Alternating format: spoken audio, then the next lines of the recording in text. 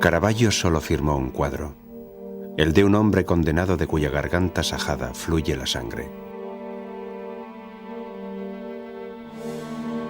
Nos dejó 3 autorretratos, uno de ellos cuando era un joven pálido y demacrado, consumido por la malaria. Otro a los 30 años, como si fuera testigo de un asesinato. Y el tercero ya en los últimos días de su corta vida, donde se representa como un gigante espantado y decapitado. De Milán a Roma, de Génova a Nápoles, de Sicilia a Malta, frecuentó los salones de los palacios más principescos y las cárceles, en una vida de aventura que finalizó en drama. Pero por encima de todo, en las 2 décadas anteriores y posteriores al 1600, pintó una serie de obras maestras que cambiarían la historia del arte. Con Caravaggio ya no somos espectadores, somos testigos oculares de la acción que está teniendo lugar ante nosotros, acción que nos implica directamente.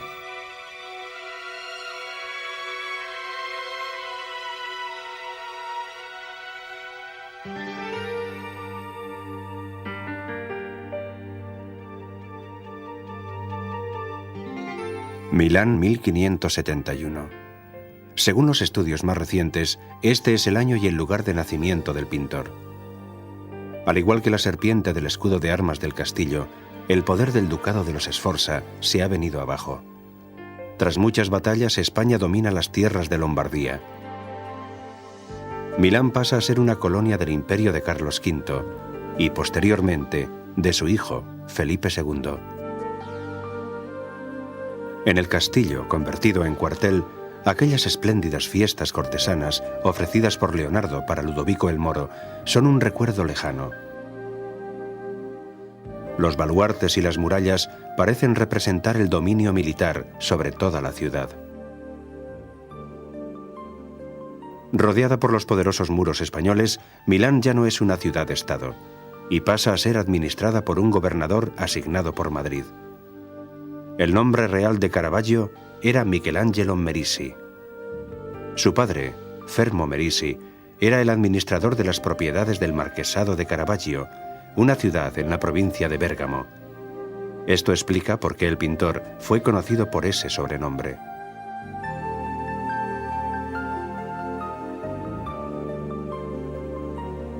Muchos miembros de la familia Merisi eran clérigos y, por tanto, estaban influidos por las actividades pastorales y religiosas de San Carlos Borromeo.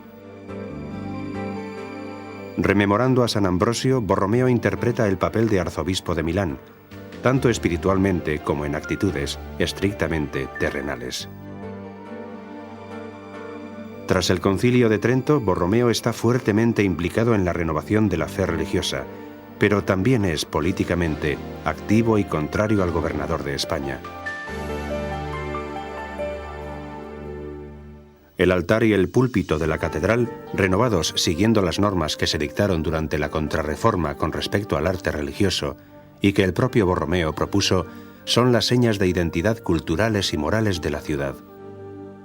Posteriormente, en 1576, San Carlos Borromeo jugó un papel fundamental durante la tragedia de la plaga. La plaga tiene un efecto devastador en Milán. Cientos de miles de ciudadanos mueren en una de las epidemias más terribles de la historia, entre ellos el padre de Caravaggio, dejando al joven Michelangelo huérfano a la edad de 5 años. La plaga acentúa las tendencias morales severas del arte y la arquitectura milanesa en el Renacimiento tardío.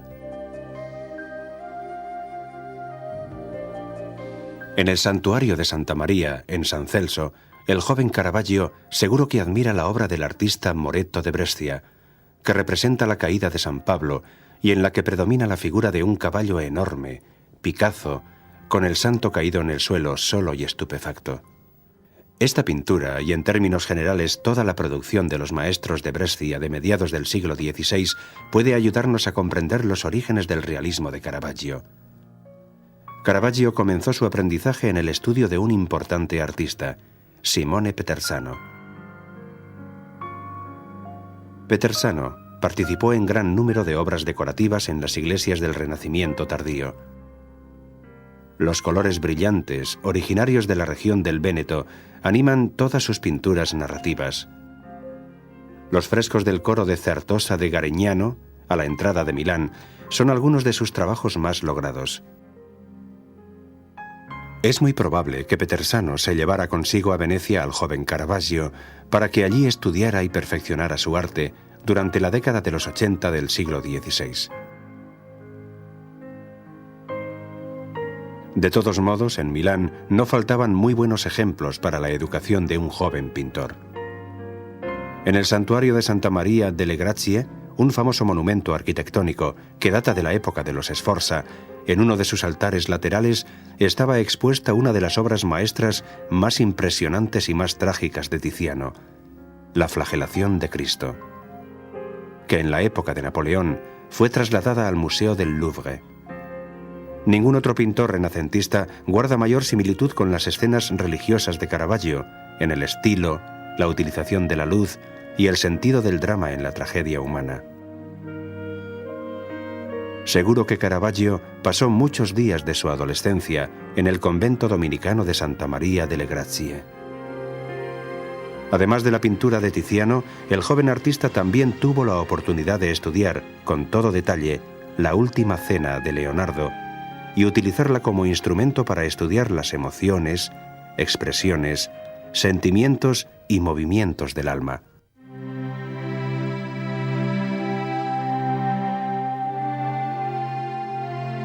Poco después de cumplir 18 años, hacia 1590, Caravaggio abandona Milán y parte hacia Roma.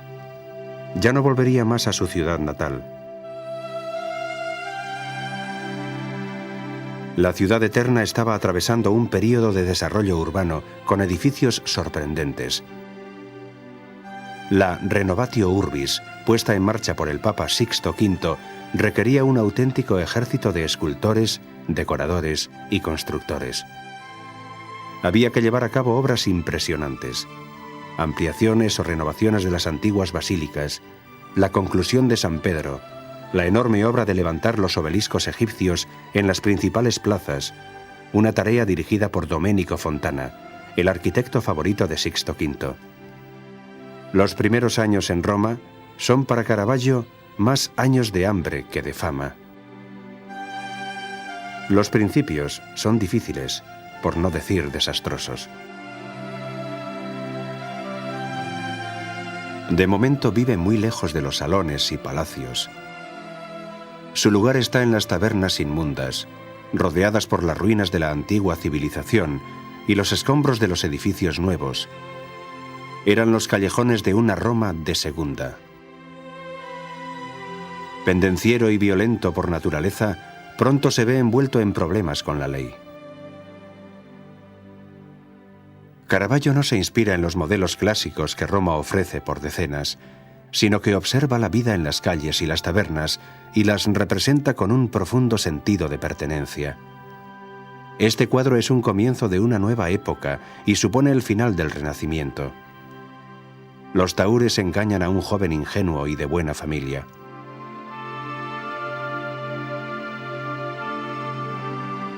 La risueña gitana lee la palma de la mano de un joven inocente y al mismo tiempo le roba el anillo. 4 jóvenes de moral distraída se encuentran en un callejón perdido y comienzan un concierto. Un muchacho de pelo rizado pasa su primera adolescencia acarreando suntuosas cestas de fruta. Un joven pálido, anémico, tal vez el propio Caravaggio cuando tuvo malaria. Un muchacho regordete, con adornos de uvas y hojas, vestido como el dios Baco, remueve el vino en la copa, dando a Caravaggio la oportunidad de demostrar su notable talento para describir la realidad.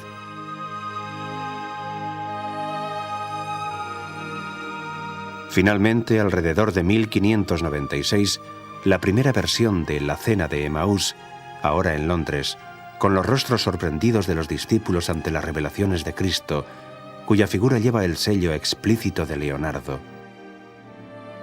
La mesa está decorada con otra asombrosa cesta de frutas, además de un pollo asado.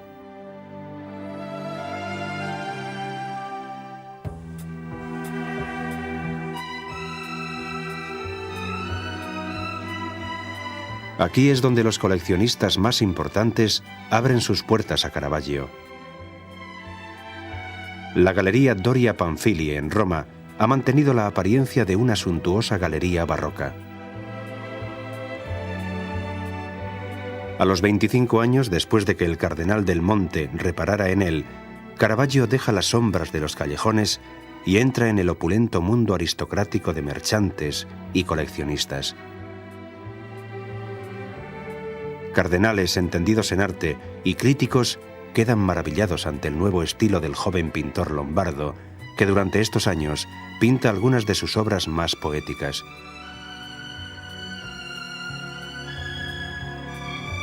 El reposo durante el viaje a Egipto, una de las pocas escenas pintadas por Caravaggio, teniendo como fondo la naturaleza, bañada con la luz mágica del anochecer, en una suave y delicada mezcla de colores. El día se está apagando bajo el sonido de una viola, que toca un ángel blanco, mientras San José sostiene la partitura. Incluso el ángel parece un personaje de la vida real, en este milagroso momento en el que lo humano y lo divino se encuentran.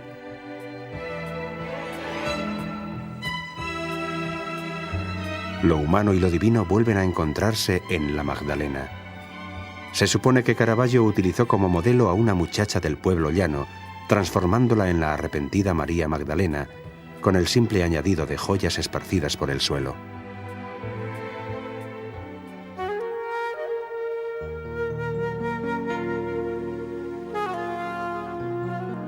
El año 1600 marca un cambio claro en el estilo de Caravaggio. Hasta ahora el artista había pintado exclusivamente lienzos de tamaño mediano, con pocas figuras y escasos temas religiosos. Ahora tiene una oportunidad completamente nueva: crear los enormes lienzos para la capilla de Matteo Contarelli en San Luigi dei Francesi. Los comienzos no son fáciles. La primera versión de San Mateo y el Ángel es rechazada porque se considera que su realismo es demasiado brutal, y el artista tiene que pintar una segunda versión más elegante, basada en el intercambio de gestos y miradas entre el evangelista y el mensajero celestial. En la escena de la llamada a Mateo, este aparece sentado ante una mesa larga, en una habitación vacía, entre los recaudadores y los guardias de corps. Un rayo de luz atraviesa la escena, deteniéndose en los brillantes uniformes de los jóvenes y emplumados soldados y en las avaras manos de los codiciosos recaudadores de impuestos. Cristo aparece parcialmente tapado por la figura de San Pedro. Basta una mirada, un dedo alzado, poderoso e imperativo, como en los frescos de Miguel Ángel de la Capilla Sixtina. San Mateo, al igual que los apóstoles en la última cena de Leonardo, reacciona ante tal gesto intimidatorio señalándose a sí mismo, asombrado y perplejo. Todo es extremadamente sencillo, franco, directo. Tiene el poder de la verdad ante la cual es imposible resistirse.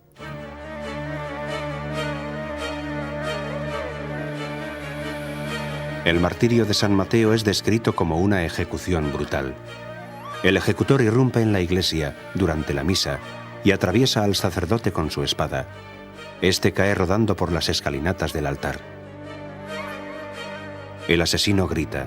San Mateo, en el suelo, gime. Un niño del coro escapa chillando. La gente retrocede, huye. Se crea un espacio vacío alrededor del mártir y desciende la oscuridad del horror. Por arriba aparece un ángel solitario que lleva en sus manos una rama de palma, símbolo del martirio, y el santo entra en el cielo. Atrás, en la esquina de la izquierda, puede verse a un hombre pálido de unos 30 años de edad. Es Caravaggio, cuya presencia indica su papel como testigo del suceso.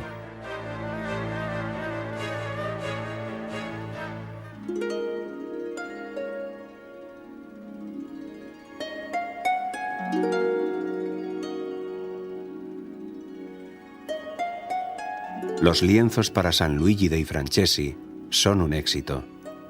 De ahora en adelante, Caravaggio se verá abrumado por innumerables encargos de retablos.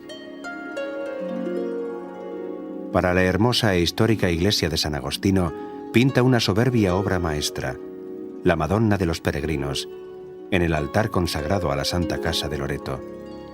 El artista escoge un escenario sencillo y poéticamente humilde.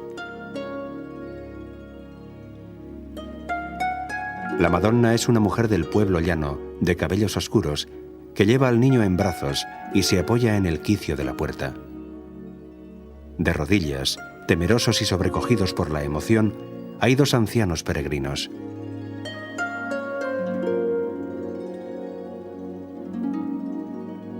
Pocas obras de arte pueden expresar esta humilde emoción, la intensa luz interior que brilla desde sus ropas sucias, harapientas, hasta sus pies sucios y desnudos.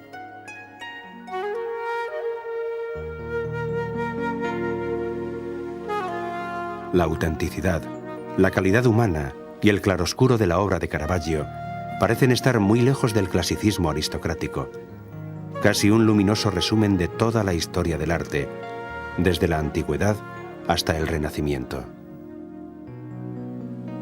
Su introducción en los ambientes palaciegos coincide en el tiempo con la llegada a Roma del artista boloñés Annibale Carracci, hacia 1590.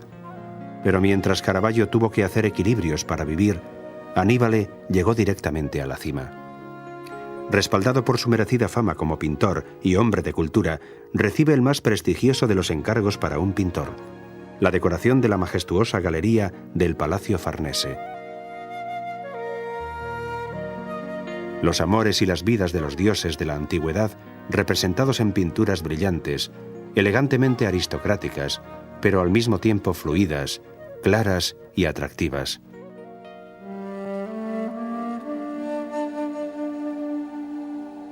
Tiberio Cherasi, propietario de una capilla en la iglesia de Santa María del Popolo, tiene el mérito de reunir dos estilos radicalmente diferentes. Annibale Carracci pinta la Asunción sobre el altar, mientras Caravaggio es el responsable de los lienzos laterales.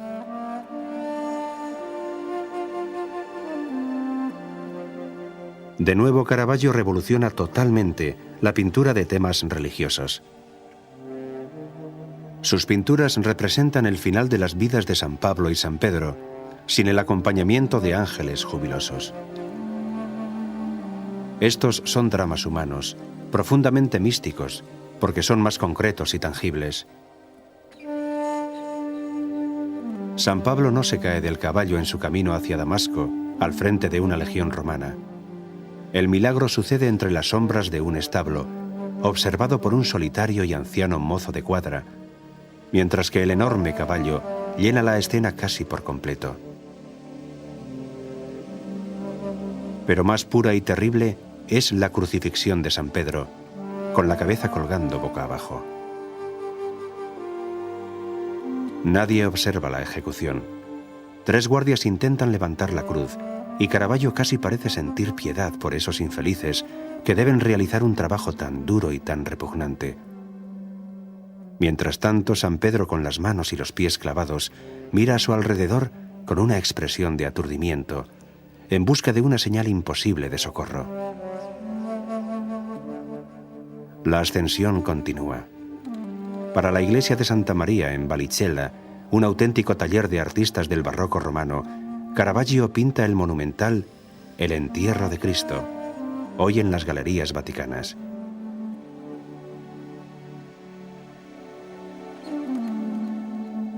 Las figuras surgen formando una sola masa de sufrimiento, trayéndonos a la memoria ciertas esculturas del norte de Italia, o incluso las tallas de mármol de Miguel Ángel. También le hacen un encargo para la Basílica de San Pedro, una Madonna para el altar de los lacayos. Caravaggio plantea un tema místico, la victoria de Cristo y María sobre el demonio, dándole un tono familiar, casi mundano. Las autoridades no consiguen captar la belleza sutil del trabajo, y les desconcierta la desnudez del niño y la sencillez de Santa Ana, que parece más una vieja bruja desdentada que la Madre de María. Por esta razón, la pintura primero es confinada en la Orden de Santa Ana y después vendida al cardenal Borghese.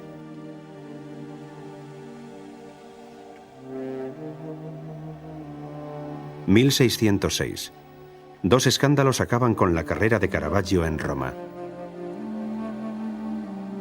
El artista tiene ahora 35 años y se ha convertido en un punto de referencia para los artistas europeos que visitan Roma, tales como Rubens. Pinta la muerte de la Virgen para el clero de Santa María de la Scala. Es una escena de una pobreza digna y de un profundo sentimiento desarrollada entre los pobres. Causa un gran escándalo. Parece que Caravaggio utiliza como modelo para la Madonna el cadáver de una prostituta que se había ahogado en el Tíber, y por eso María aparece lívida, hinchada y con los tobillos desnudos. La pintura fue injustamente rechazada, pero Rubens la compró y hoy está en el Louvre.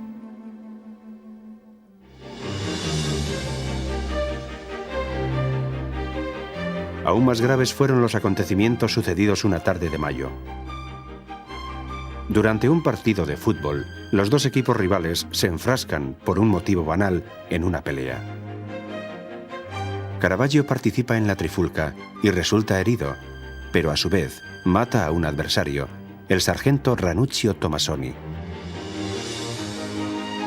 La noticia se propaga. Las autoridades van en busca de Caravaggio, pero este consigue escapar de Roma con la ayuda del príncipe Colonna. Procesado en rebeldía, es condenado a muerte. Caravaggio a menudo ha pintado decapitaciones. Ahora sabe que puede seguir el mismo destino.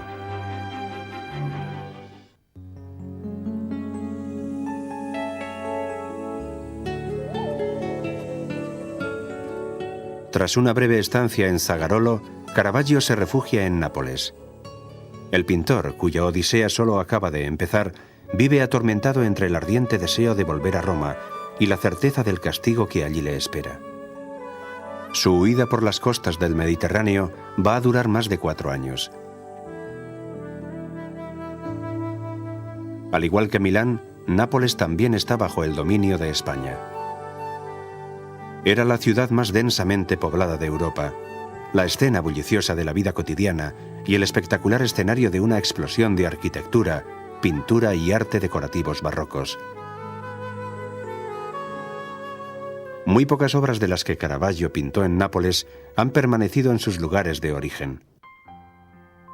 La más llamativa es el complejo retablo que representa las 7 obras de misericordia y que está ubicado en el rico interior de la comunidad del Pío Monte de la Misericordia.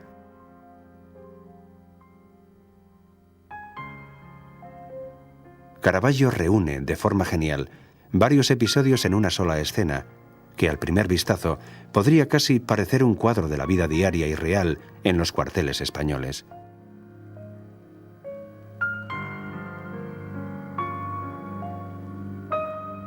Sustentada por 2 ángeles acrobáticos, la Madonna sonríe en la parte inferior de la escena, que está especialmente llena de movimiento debido a la ausencia de un foco central.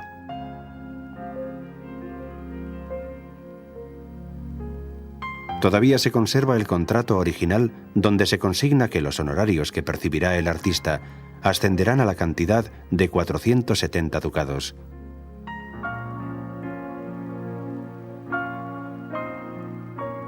Otro trabajo característico de la primera estancia de Caravaggio en Nápoles, y que le ocupó todo el año 1607, es La flagelación de Cristo, creado para la iglesia de San Domenico Maggiore. Tal vez este trágico círculo de guardias, azuzando a Cristo, que está atado a un pilar y esculpido en sombras, contenga viejos recuerdos del retablo de Tiziano, que Caravaggio vio en Milán, siendo aún un muchacho. Después de realizar su última obra maestra, el artista pone rumbo hacia otro lugar.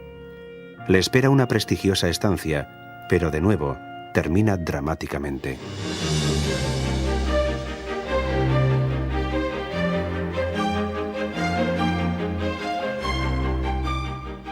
Caravaggio toma tierra en Malta, la isla de los caballeros.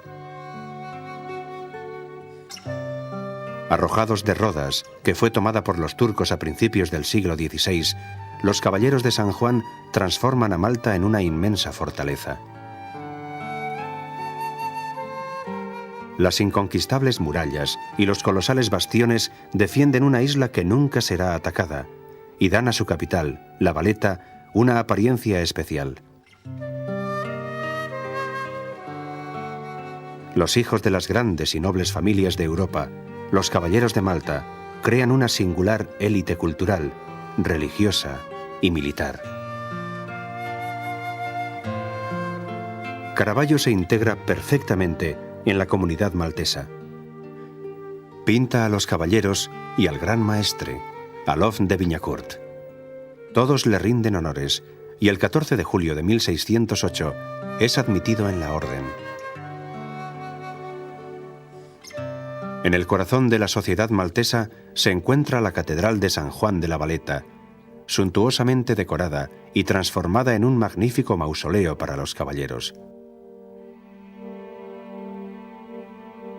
La primera pintura de Caravaggio para la catedral es un imponente San Gerolamo, cuya figura está llena de luz. Después, y para una de las capillas laterales, crea la mejor de sus obras, la decapitación de San Juan Bautista. La escena se desarrolla de madrugada, con una pálida luz que se filtra en el sórdido patio de una prisión. San Juan está en el suelo, con el cuello sajado por la espada. Pero lo más horrible es que la ejecución ha resultado fallida y el verdugo, siguiendo las órdenes de un oficial, se está preparando para asestarle el golpe mortal.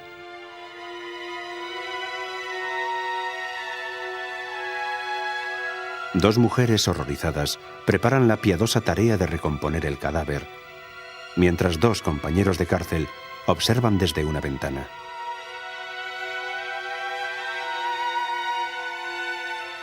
La pintura es un grito de angustia contra la violencia. Caravaggio, de quien debemos recordar que había sido condenado a muerte por asesinato, se identifica a sí mismo con la figura de San Juan, hasta tal punto de trazar su firma en la sangre que fluye de la herida.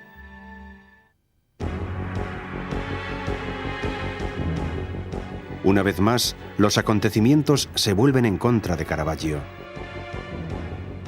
Los caballeros se enteran de su anterior condena y le expulsan de la orden por ser un miembro hediondo y corrupto, tal como le califica la orden, y le encarcelan. Caravaggio, que ya tiene una gran experiencia en cárceles, se las arregla para escaparse y volver a embarcar, esta vez rumbo a Sicilia.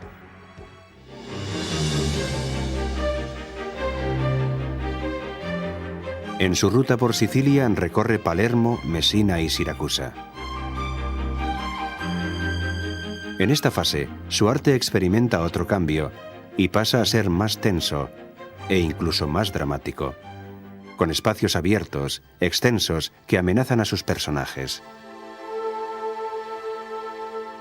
La estancia en Siracusa es especialmente creativa. Caravaggio visita los restos arqueológicos de la ciudad griega y queda impresionado por las latomías, las enormes cuevas que se abren tras el anfiteatro griego.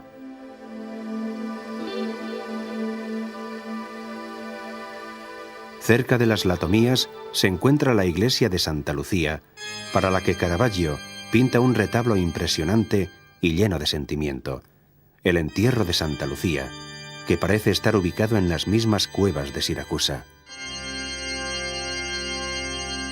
Todas las figuras están amontonadas en la parte inferior del cuadro. El cuerpo de la santa está casi en el borde inferior del lienzo.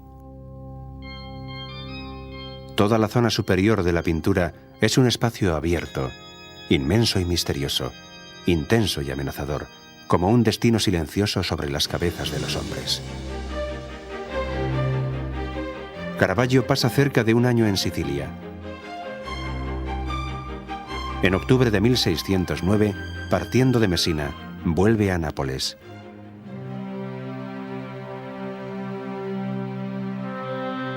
La segunda estancia de Caravaggio en Nápoles está marcada por algunos maravillosos trabajos y por nuevos contratiempos.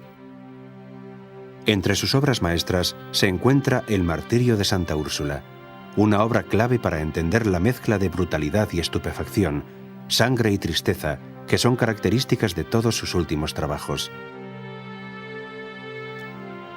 El artista está esperando un perdón del Papa. De momento no puede volver a Roma directamente desde Nápoles. Tendrá que atravesar los puertos de la zona de Grosseto, que es un protectorado español. Mientras tanto siguen las trifulcas. En una pelea de taberna, Caravaggio resulta herido y queda desfigurado. Tal vez esta herida que recibió en Nápoles sea la misma que reaparece en la frente de Goliat en su último y macabro autorretrato. En su David con la cabeza de Goliat se intuye una soledad cruda y amarga. La única señal de piedad parece surgir de David, que sujeta la cabeza del enorme gigante, cortada y derrotada.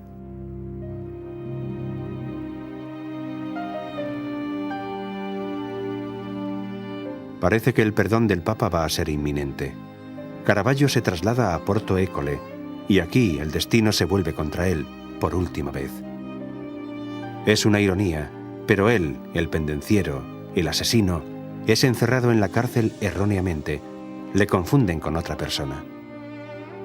Caravaggio permanece en prisión solo 2 días, el tiempo suficiente para demostrar su identidad, pero también el tiempo suficiente como para perder el barco que iba a llevarle a Roma y en el que ya había cargado todas sus pertenencias. Este es el último acto en la agitada vida de un genio, descrito por un contemporáneo suyo. Fuera de sí, corrió desesperadamente por la playa, bajo los ardientes rayos de sol, escudriñando el mar e intentando divisar el barco que se llevaba sus pertenencias. Finalmente llegó a un punto de la playa donde, debido a la fiebre, se derrumbó. A los pocos días, sin que nadie le echara una mano, murió miserablemente, tan miserablemente como había vivido. Caravaggio murió a la edad de 39 años, en las dunas de la Feniglia. Era el 18 de julio de 1610.